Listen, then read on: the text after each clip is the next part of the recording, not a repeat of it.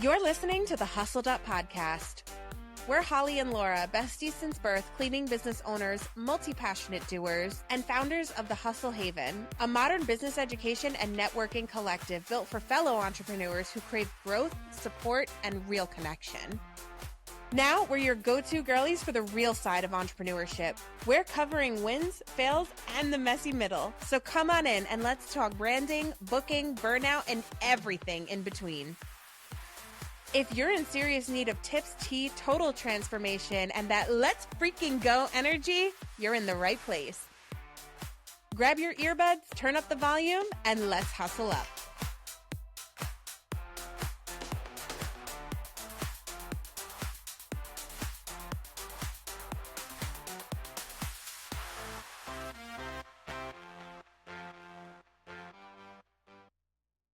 Hello, friends, family, followers, fellow hustlers, and welcome back to another episode of the Hustled Up Podcast.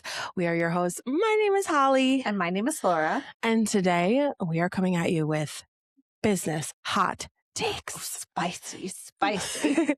So basically, there's no way to romantically word this. We're just going to give you some of our hot takes. Some of them you may not agree with. Some of them you may definitely agree with. Some of them may offend you. But either way, we're going to talk about them. So if you want to know some of our opinions, which trust me, we are chock full of them. Stay tuned. We'll be right back. Hey, business owners, are you looking for a better way to communicate with your employees? Whether you've just grown tired of your boring, unresponsive email threads or you're sick of paying tons of money for something like Slack or Connect Team, Discord is your answer, and I'm going to teach you all about it. In the Hustle Haven's brand new course, Discord 101, I am going to walk you through step by step on how to create a Discord server for your business. This detailed course features over 90 minutes of video content, as well as a bunch of PDF downloads to get your server ready to absolutely slay your employee communications. Get ready to level up your company culture with this free platform. Don't wait any longer. Discord 101 is the course for you. Okay, hot take number one, and this one, we're already starting off like, ooh, honey. Early in the morning. So the first one is that not everyone should be an entrepreneur. And I'm going to be an extra bitch this morning, this fine Monday morning, and tell you that not everyone has what it takes to be an entrepreneur. Ooh. Now, listen. People think that being an entrepreneur is 100% glamour. And while it can be at certain points, I'm very lucky to be able to work with you every day with my best friend. I'm very lucky to be able to take days off. We went to Applebee's the other day just because we can. Just because we can. But it took 8.5 years to get to this point. And in the beginning, it was pure blood, sweat, and tears.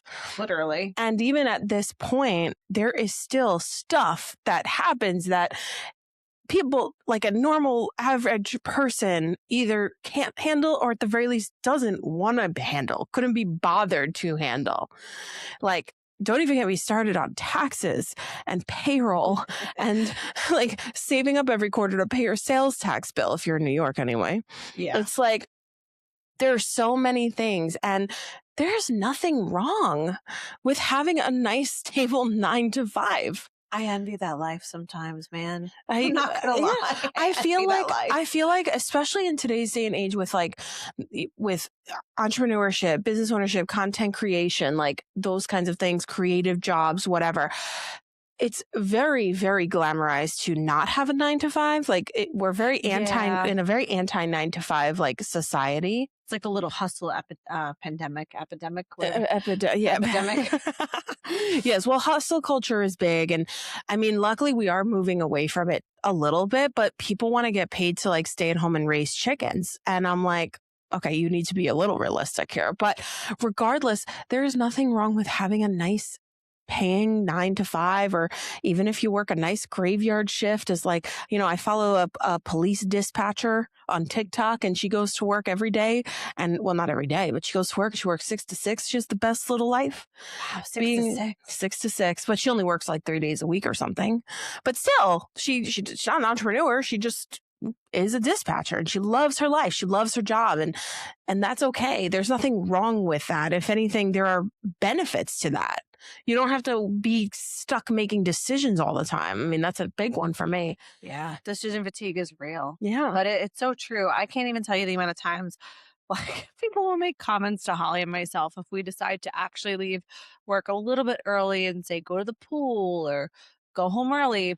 Must be nice. Wow, now I know why you decided to open a business. Must be nice. Must be nice. And it's like, it is nice. It's nice in a lot of ways, but it's also really, really hard. It's in a lot of really ways. hard. It's if you're going to do it the right way, which is what we teach on this podcast, it is going to be really, really hard. Yeah. And some days I'm like, I'm not equipped. I'm not cut out for it, man. I'm too sensitive. Like some days I really be thinking that you got to grow a thick skin. You have to be willing to work outside of your normal hours. It takes a special kind of person. But also I do think, again, it's okay if you don't want to be that person. If you want to clock out at 5 o'clock and no longer think about your job, that's cool. That's awesome.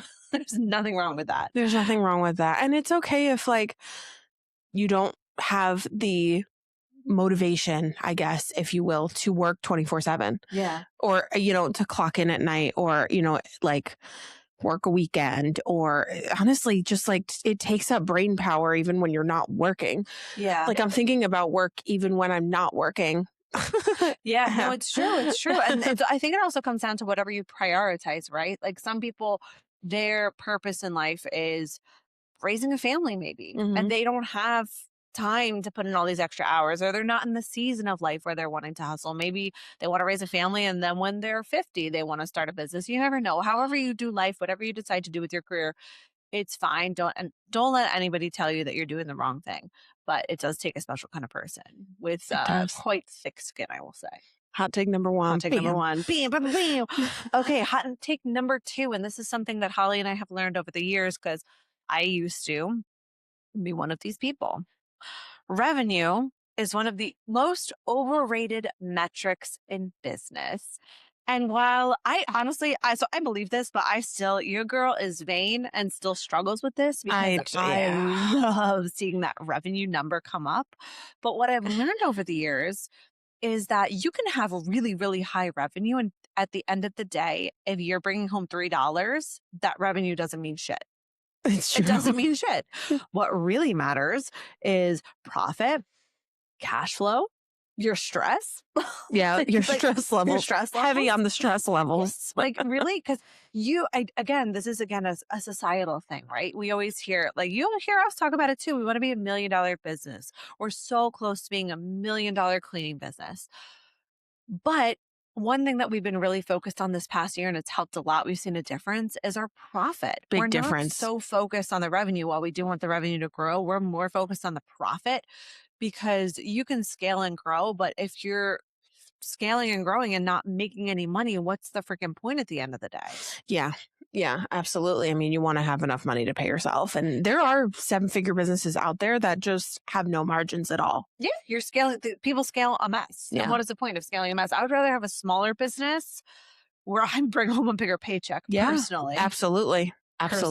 That's a big one. That's a really big one. You know, a lot of people that are too focused especially on that revenue. Considering we have been in situations where revenue was all that mattered. Being in the room, it was all that mattered. It's so glamorized. Yes, it's what we learned for a long time and what we were conditioned to believe. And then, you think like, oh, I did it. I made all this revenue. And you're like, oh, crap, I have no paycheck now, though. Like I made a mistake. And, and you're suddenly borrowing money from your personal bank account or you're,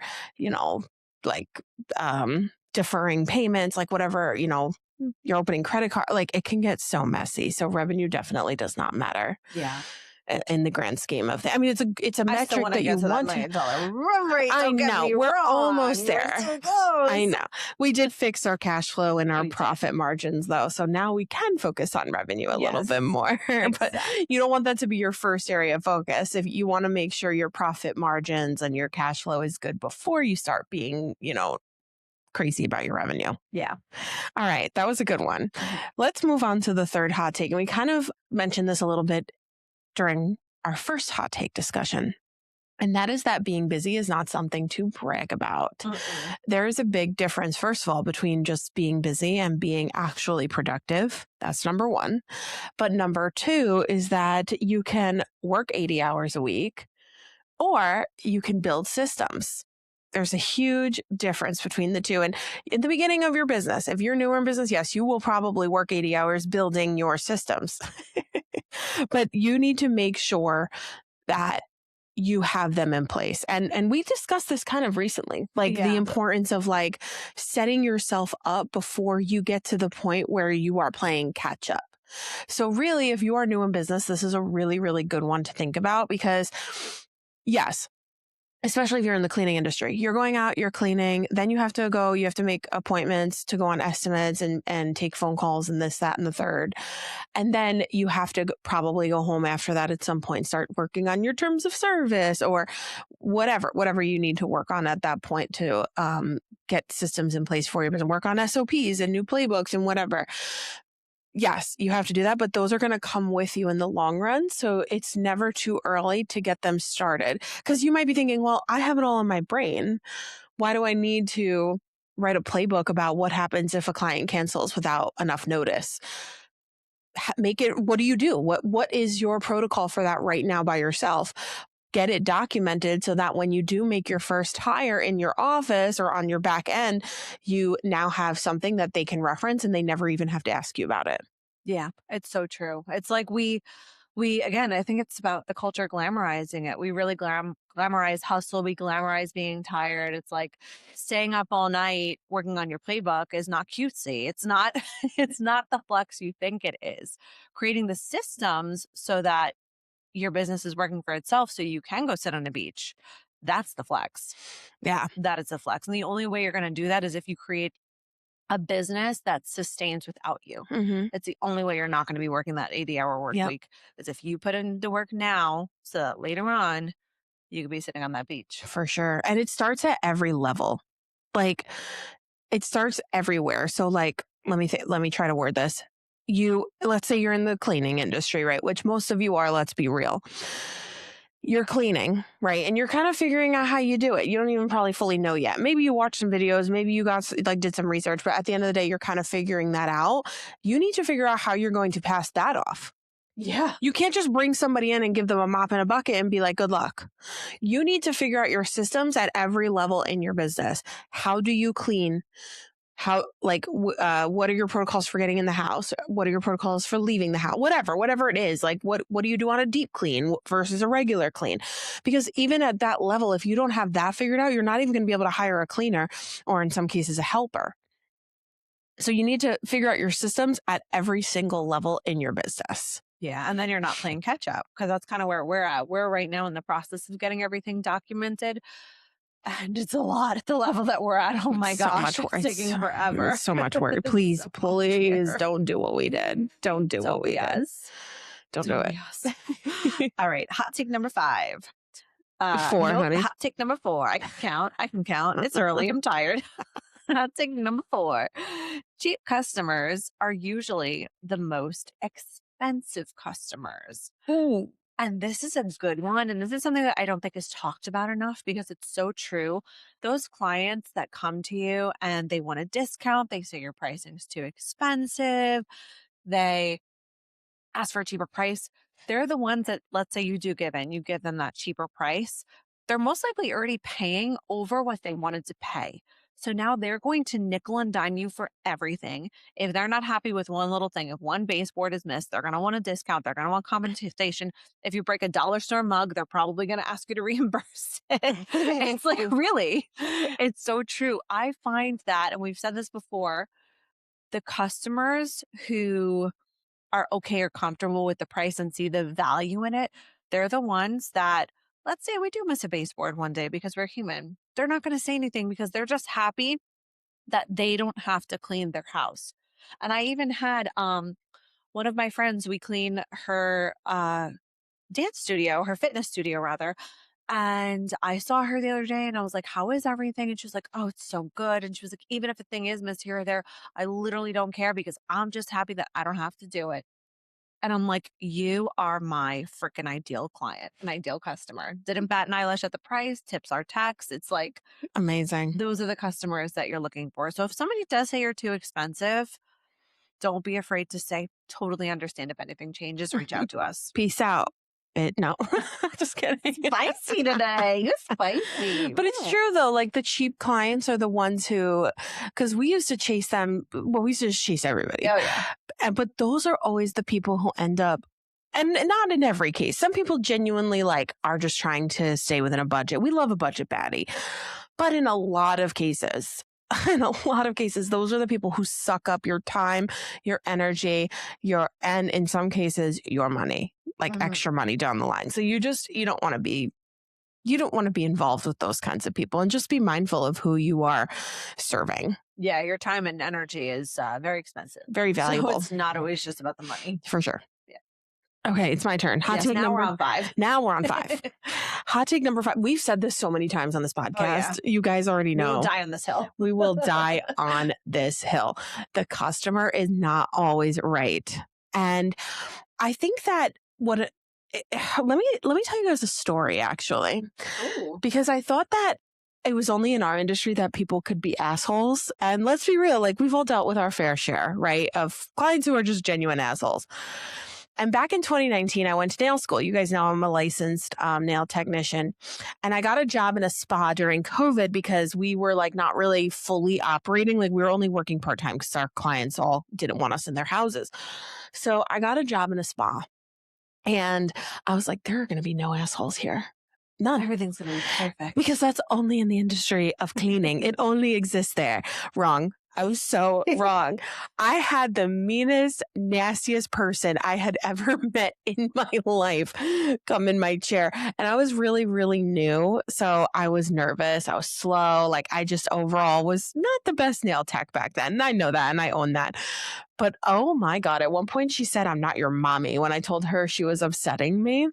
And I remember I like stormed off in the middle of her set. Like I left her hanging.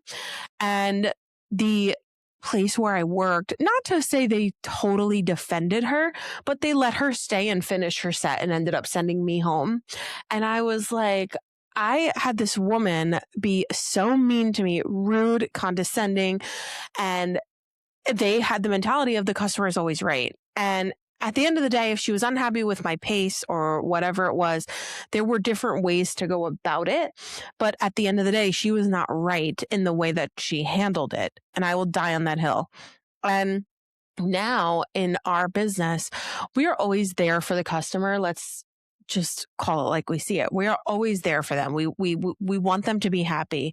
But when they are wrong, they know they are wrong.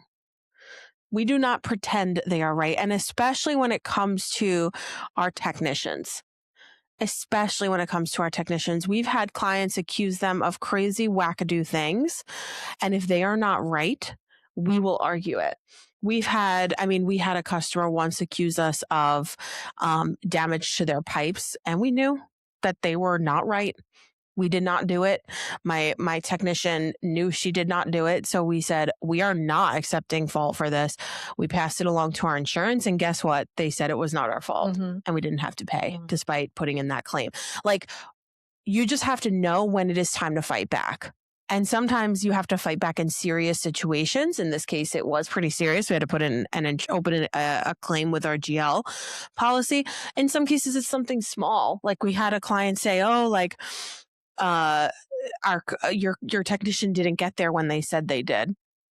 Okay, well, our GPS shows that they did arrive there on time and they were there for the full amount of time and whatever. We have no problem telling them when they are wrong. Yeah. And we've argued. We've gone back and forth with clients arguing. And if it gets to a point where we feel disrespected or devalued or whatever, we have no problem breaking it off with a client. 100%, especially like you said with the tax. Like if I was your boss in that situation, the way I think I would have handled it is that woman is no longer allowed in my salon. Yeah. Honestly. She was very mean. No longer allowed in my salon. Or at least we would not finish her set. Yeah. Like, you need to come back another day or something. Sometimes people lose their temper, they make mistakes, but the utter disrespect that she showed you, it would have been a very different situation if she said, "Hey, you're taking a little too long. Can I please have somebody else finish my set?" Different scenario, different story. She was so mean. Oh my God. I'd never had somebody, I've actually never even dealt with somebody that mean in this business, I don't think. No. Like that was just so mean. Yeah. No, I one time had, when I worked at the restaurant, I had a lot of really mean customers because it's on the, upper Long Island. They're all very, not everybody, but a lot of bougie people up Those there. northerners Those northerners. can be tough. And it was a very fancy restaurant. And they also had the mentality of the customer is always right. I was treated like shit by so many customers there, and my boss just did not care because care. they thought the customer was always right. I one time brought out they had wine glasses still on the table because they were still drinking their wine. And I brought out their dessert because it was time for dessert. And I'm not going to take a glass away if it's not empty. I got reamed a new asshole. You are a disgrace. I'm going to take a picture of how messy this table is and post it everywhere online Oh my because God. you didn't take my wine glass away before bringing me dessert. The table looks ugly. Blah, blah. It's insane. And I had already put in my 2 weeks at that time. And You were like, how I did I'm not quit. I done. don't I'm know. so How I done. did not smash that wine glass in her face. I don't understand. It's like, Oh my gosh, I know, it's crazy. I mean, we have even today, we had to drop a $500 a week client because they were doing things behind our back, honestly, breaking policy left and right. And so overall, we were like, well, I don't care. We're done. If they're not right, they know it. We either are correcting it or we're canceling service because we do not believe that the customer is always right. period. All right, hot take number 6. So this also, I think, is going to sting a lot of people. You don't need another course. You need to actually execute and implement. And this one hits home for a lot of entrepreneurs, including me, because I think entrepreneurs, a lot of us have a very curious mind. We love learning. We love learning. That's my learning. favorite. Learning feels good. My When you're favorite thing learning, to you're do. being productive, but you don't actually have to do anything. You're just sucking in all this information.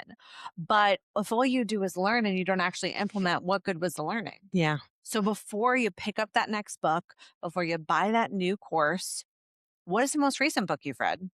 What is the most recent course you've taken? Have you actually taken the time to implement that before jumping to the next thing? Or are you just always taking in information and never actually implementing? And we did this for a while. Yeah. I still do it sometimes. I'm not going to lie. One of our friends, Libby DeLucian, who we've had on this podcast, I remember she said at the beginning of the year, we were talking about goals. And she said, my goal for this year is not to read another book.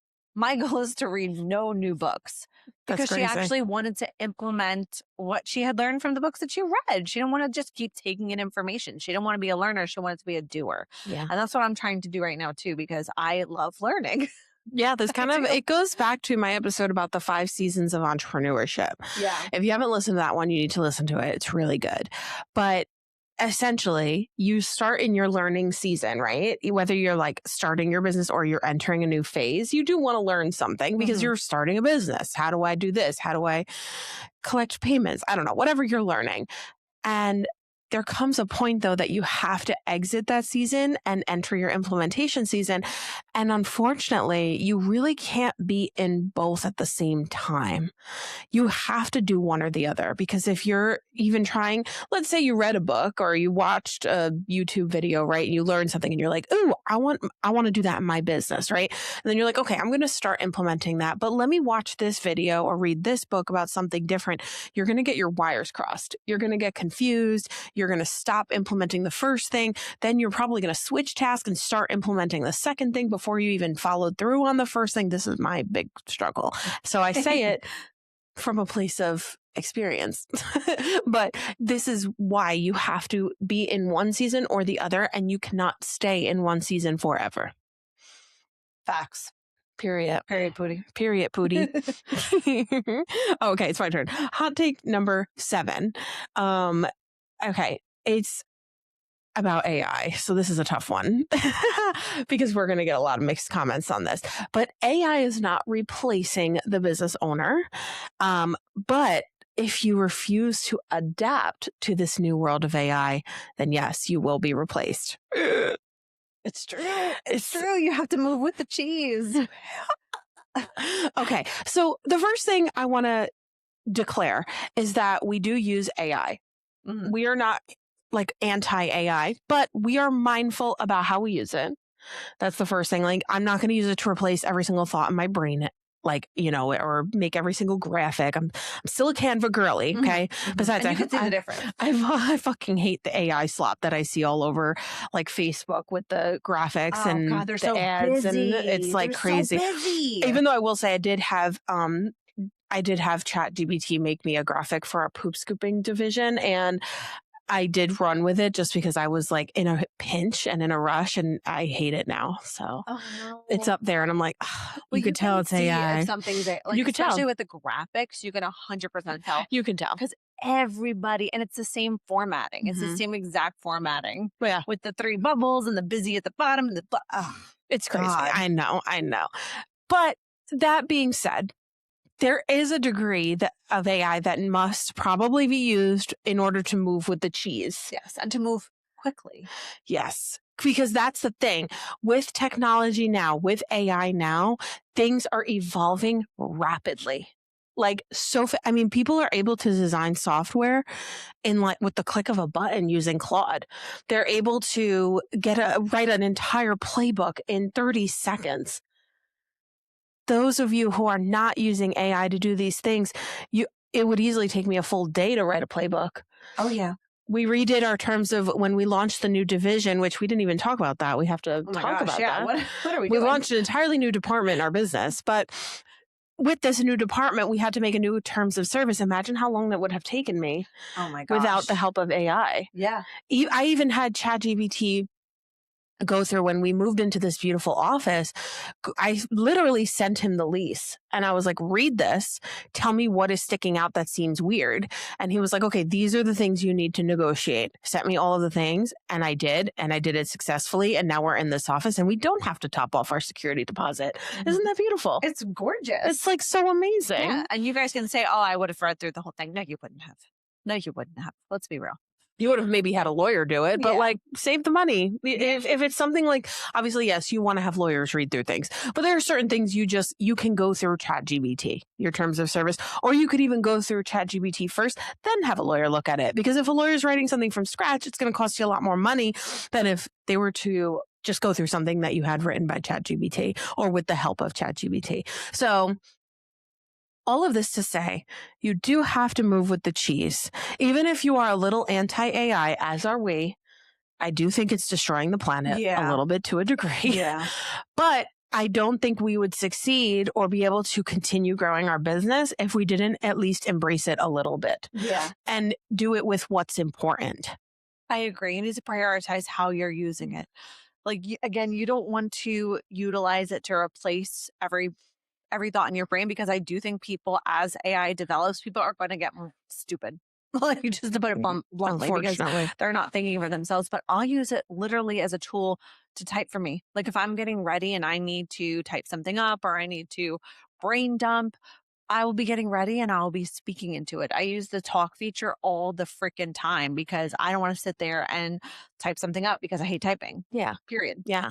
And if you're anti-AI, just like Laura said, prioritize it. Don't use it to make, which I can't relate because I love doing this, but I don't do it all the time. But like making graphics of yourself, or not graphics, like photos of yourself. Funny, silly things. Like photos of yourself, or like roast this picture. Like, yes, it's fun. But if you're anti-AI, there are ways to prioritize it to keep your business moving forward without, using it for everything in your personal life, I guess, if that makes sense. So I think you do have to use it though in order to move with the cheese, so to speak. Agreed. And if you don't know what we're talking about, there is a book called Who Moved My Cheese? Go read it. Every entrepreneur needs to read this book. It's such a dumb book, but it's so relevant. So relevant. It's literally so relevant, but it's so good. It's so good. It's so relevant. I love it. All right. The last hot take, which we've again said this a lot on this podcast. You shouldn't say yes to every opportunity. And we say this all the time. And I love saying yes. I'm a yes man. A yes girl. A yes girly. A yes girly. A girly. A girly who loves saying yes. But sometimes you have to say no, because you need to reserve your yeses and reserve your time for the things that you actually want to do, the things that light you up, or the things that are going to move your business forward or move you forward as a person or develop you as a person. You can't say yes to literally every single opportunity. Sometimes you have to say no to opportunities, but also sometimes you have to say no to your clients. Ooh. And we've talked about that a lot too. You got to say no sometimes. Yeah, you do. Because honestly, like you said, it's a good way you worded it, that saying no creates room for other things that you can and should say yes to. Yes. If you fill up your calendar with a bunch of yeses of things that don't really matter, what happens when the next thing comes along, but you already have a stupid thing going on at Tuesday at 2 p.m.? Yeah, I mean, in terms of the calendar, saying no to it is of the utmost importance. And if you need a little bit of motivation in that department, might I recommend the book, The Life-Changing Magic of Not Giving a Fuck? We have to do a book club on that. Because yes, it's so good. That book changed my freaking life last year. I was like, I don't give a F about anything anymore, ever. I think it's time for a reread.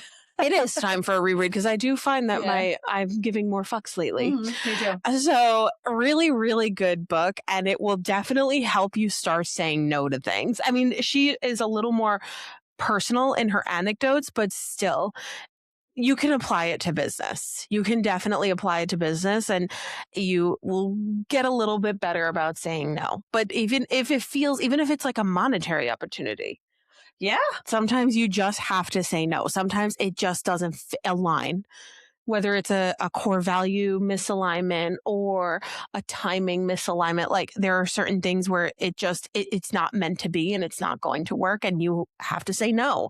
And sometimes you say yes and you regret it down the line. Yeah. Especially when you're looking at your calendar. Certain days in my calendar I refer to as valuable real estate. So I only want to do things I really want to do. Not to say that I'm not going to, I sometimes will say yes to things out of obligation, because sometimes you have to. Like, I'm never going to want to go to a baby shower. Have I been to baby showers? Yes. But you really want to save your valuable real estate in your calendar and go read the book. Just go read the book. Really good book. Really good book. Really good book. Really good book. Yeah. So that's all we have for our hot takes. We should have given these updates in the beginning. I want to give them to them really quick before we before we end things. Number one is that, yes, Chores and More, our business, launched a new department. Yay! We launched a poop scooping division because we have decided that we don't want to be in the box of just cleaning. And not to say we're rebranding by any means, because we were always kind of like this. This is how it started, actually. It is how it started. This is why our business name is Chores and More and not something to do with cleaning, because we always wanted to be your one-stop shop. And so cleaning is the foundation of our business, but it's not the destination of our business. Ooh. And so I like the way you said that. Thank you so much. See, my brain can think. Ooh. My brain can brain You don't sometimes. need AI for everything. Don't need it for everything. And so with that being said, we launched poop scooping. So we are going to be able to offer you guys some more insight on other service things. I know we don't always keep it specific to cleaning, but that is our bread and butter right now. But we are working on some other departments that we want to get off the ground, like our organizing, which we already offer, but like it's more of like a beta testing organizing. So we look forward to getting that off the ground. Poop scooping is already in full swing. So we'll be able to offer additional like insight and value to this podcast. So we are super excited for that. And then the other thing, we kept mentioning book club, and it just reminded me that we are revamping the Hustle Haven. So if you didn't know, Hustled Up is obviously the podcast, and the Hustle Haven is the business backing this podcast. It offers courses, and well, right now it's one course, but it's a great course. It will offer courses, templates, resources. We are now going to be adding even more value to the Hustle Haven and more access to us, which is pretty exciting. So we just have a lot of things going on, and I'm not going to do a full like launch yet, but just keep book club in mind, because you know, we have some really cool things that we're going to be doing and offering. So you definitely want to stay tuned for that. We're hoping to get that off the ground, or at least like, I guess the Hustle Haven 2.0, if you will, off the ground by September. So we have a lot of fun things coming, and I'm really excited to just give you guys even more value. Same. I can't wait. And there's even more happening with Chores and More that I'm not going to disclose, but let's just say we are growing in other ways. Chores More. Yeah. But we'll update you. As always, we always update you. We always come at you real raw and in the moment. So let us know if you agree or disagree with our hot takes. I would love to know. If you want to argue with me about any of these, please, I would love to hear a differing opinion. Same. Because I always am open to opening my mind and saying, I didn't think about it like that. Although some of these I will die on the hill. You will Die on change the my hill. mind. And these opinions might change too. Ask me in 5 years. I may feel totally different. I may be like, AI destroyed the planet. I know. We'll be in like a post-apocalyptic world and we'll be like, I don't know. This didn't age well. Exactly. Exactly. But as always, I hope you found today valuable and enjoyable. And in the meantime, we hope you have a fabulous week. Go kick some booty and we'll see you next time.